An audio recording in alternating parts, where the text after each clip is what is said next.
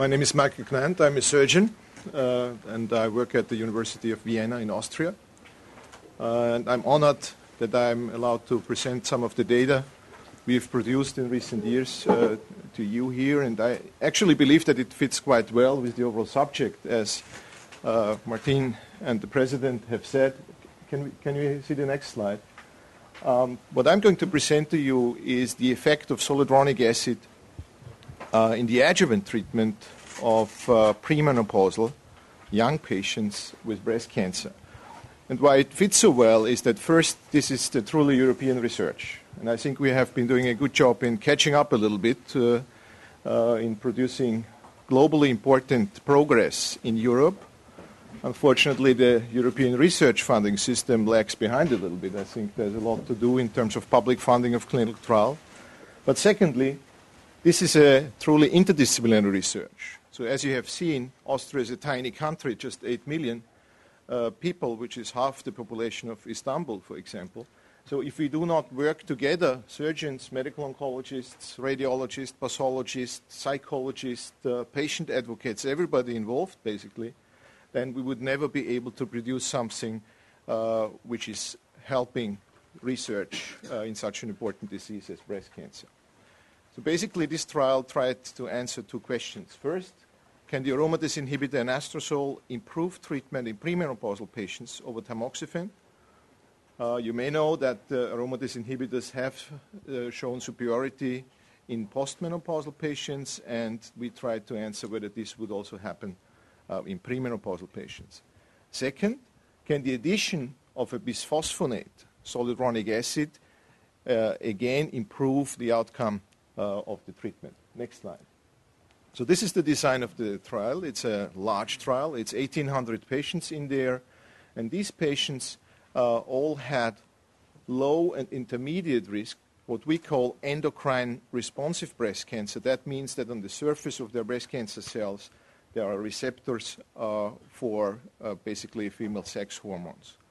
And these patients were treated without chemotherapy, which is, for example, completely unusual in the United States. It's better accepted in Europe for low and intermediate risk breast cancer. So they did not receive any chemotherapy. They did not have the side effects of cytotoxic treatment. They all received endocrine intervention by ovarian suppression for 3 years, plus those treatments, as you can see here, tamoxifen or anastrozole, and both treatments together with the bisphosphonate zoledronic acid. So this is 2 infusions per year for 3 years, a total of 7 15-minute infusions. Next. We did not succeed in showing a difference in the endocrine question. So one of the 2 trial questions remains open. There are other trials out there which will eventually give us definite guidance whether AIs are more potent than tamoxifen in the premenopause. It doesn't look like, at least in our trial. Next. Next slide. In contrast, we were able to show that zoledronic acid basically takes out 1/3 of the relapses. At the median follow-up of 4 years, these curves are out to 7 years. Treatment duration, again, I remind you, is just 3 years. We see 35% reduction in the risk of relapsing breast cancer in these patients. Next. And this is true, and this is going to be original work presented here for several subgroups, and statisticians are very eager to dissect the data and see whether this is only true in one or the other subgroup, and what we call a multivariate analysis. And it stands firm in that multivariate analysis. Again, it's 1/3 less recurring breast cancer in these patients if you treat them with zoledronic acid. Next. Which is probably more important and begins to impact on our understanding of what we can do in future treatment approaches, is that a little bit surprisingly, we recognize that with this type of treatment, we are not only reducing bone metastasis, which would have been one of the expectations, but also, as you can see on this slide, we are reducing other relapse categories, like locoregional relapse, also distant metastasis outside bone, liver, lung metastasis of breast cancer, and also contralateral disease. And this has actually added a little bit on our understanding how we could potentially in the future not only target the cancer cells, which we try to eliminate from a patient's body, but also modify a little bit the environment within the patient, targeting not only the attacking cells, but also the host. Next. There is some safety information, so this is a very well-tolerated treatment. We did not observe any significant side effects, which I think is very reassuring. Next. And again, we even saw a trend, a tendency towards overall survival. Fortunately, the overall prognosis of these patients is excellent. So we have close to 98% of these young patients suffering from breast cancer still being alive after 4 years, which I believe just in itself is really great, and that this can be achieved without chemotherapy is of particular importance. Next. Next. So what we see in summary is that we have a direct anti-tumor action of our treatment, but also we may have some indirect effects, as I said, changing the environment in which dormant tumor cells, for example, may survive, eventually at a later point in time wake up and eventually kill our patients. Next. And this is not a new concept, and as Martin has pointed out earlier this year, it was already Sir Stephen Paget more than 100 years ago who suggested there is something like what he called the seed and soil hypothesis of metastases, meaning that it's not only interesting to discuss or target or attack the seed, which would be the tumor cells, but also the tissues in which those tumor cells survive, eventually grow, differentiate, or cause further spread, which would be the soil. Next slide. And while this originally was developed for the metastatic setting, I believe it may be much more important for the adjuvant treatment. So when we have patients, cancer patients after curative surgery or potentially curative surgery, because then we can make a real impact in keeping these patients healthy, eventually probably achieving cure, which is a word which we only very modestly use as oncologists. I think that's the true importance of this trial beyond the actual detailed results. Thank you very much. Thank you. If I could briefly make a comment, because I think you don't know that this is a trial that was really designed by academic researchers. Dr. Gnant and his colleagues wanted to do the study. It was not interesting at that time for the pharmaceutical industry. He had to fight to find the funding to do the trial. Potentially, this trial will revolutionize the treatment of breast cancer. If it is confirmed by a second study, we will start using this drug routinely in patients. It's going to be a cheap drug very soon because it will be out of patent. So this is just to tell you how important academic research is, and it's not well recognized currently in Europe. It's very difficult to fund academic research, and this is a fantastic example of an academic trial that is very important. I have a question. Arnold Vulter from the European Journal of Hospital Pharmacy. I would like to address the first question.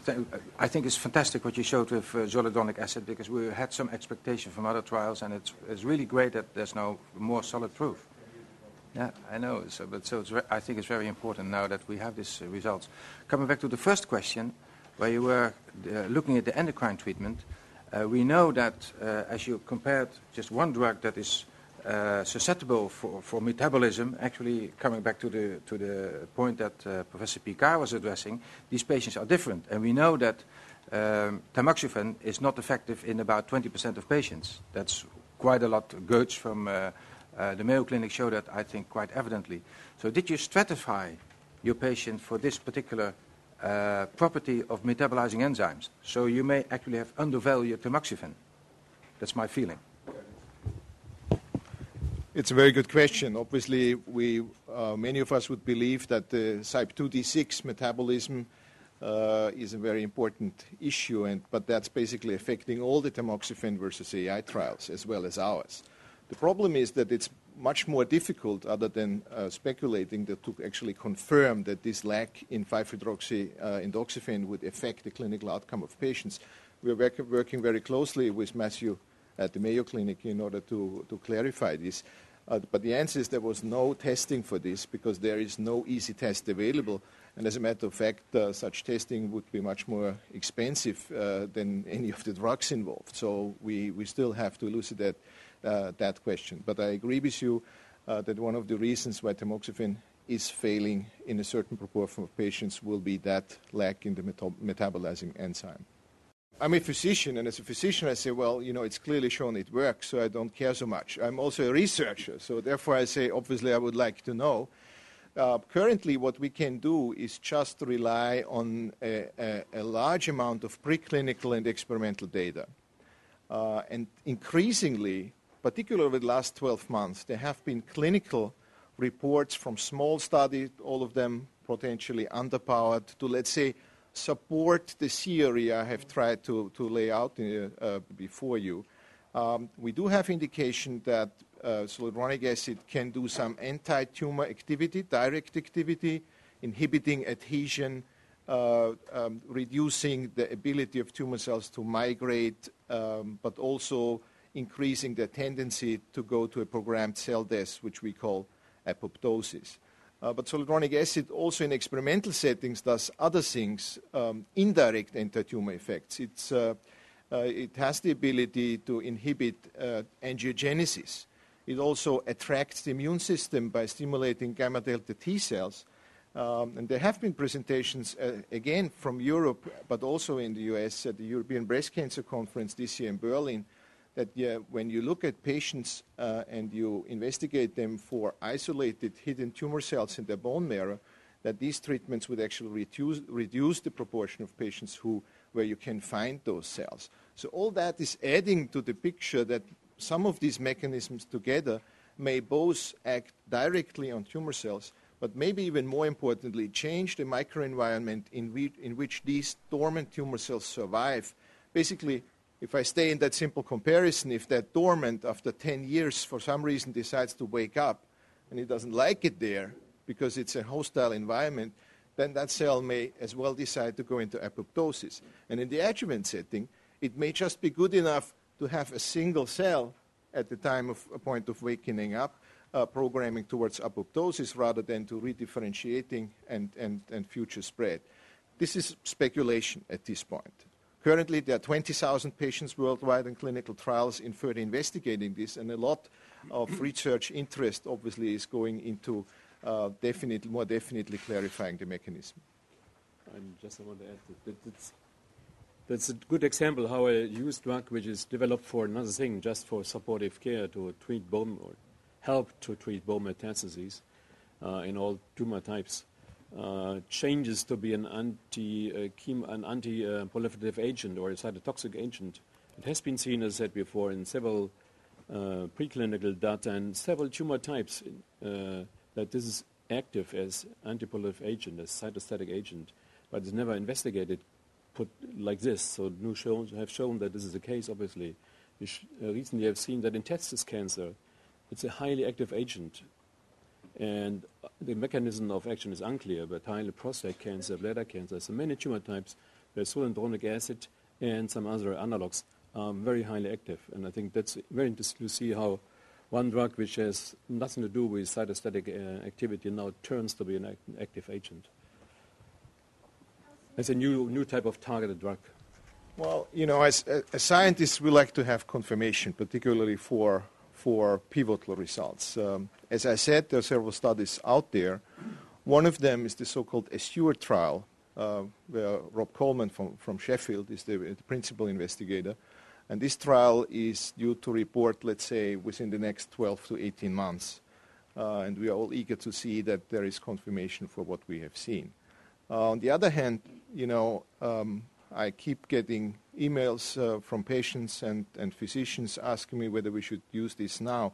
I believe that we should strictly confine it, if at all, to the setting in which it was tested. So this trial is also an example by the negative part of the endocrine question, that it's not so easy that we extrapolate some findings from one subset of patients to the other. As Martin has said, they may be biologically entirely different. So I believe we should, while obviously we are very enthusiastic about this, we should still remain being conservative and very thoughtful about what to do it at this point in time. The Azure trial has much broader eligibility criteria. So it takes women who also receive chemotherapy. So not only women, young women with these highly endocrine responsive tumors. So if the Azure trial is positive in this broader patient population, then I think we will start prescribing this drug for almost all breast cancer patients.